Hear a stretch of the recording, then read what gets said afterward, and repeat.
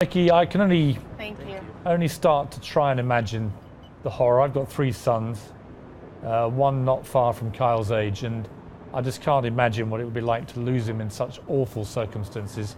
How are you bearing up with this? With lots of prayer and support. It's been one of the hardest few days of my life. Leaving him on Monday, just telling him goodbye as I'm going to work and he's headed to school, and thinking, okay, I'll see you in a little while, and then I don't. It's been horrible. I just can't. It's just hard to express in words. You had two children at the school, Kyle and your daughter Kaylee, who's 11.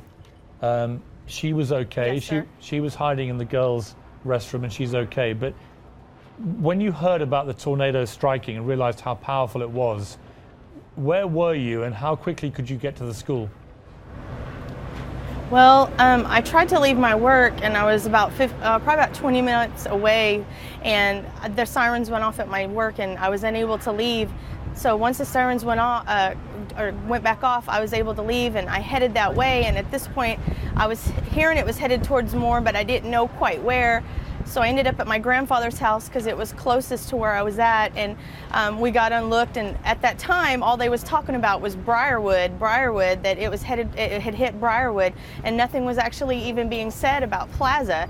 And I didn't even actually know until my mom and my fiance got there and realized that Plaza had actually been hit, and and it took me probably at least an hour to even get from where I was to get to Moore, and then I ended up having to walk 2 miles to the school to find out. And the closer that I got, the harder it was, because you were seeing all kinds of houses that were demolished or not even standing. And as once I got to the school, that I just lost it. And at this point, as I'm walking, I had gotten a text that my daughter had been pulled out and that she was okay, but my son still hadn't been accounted for.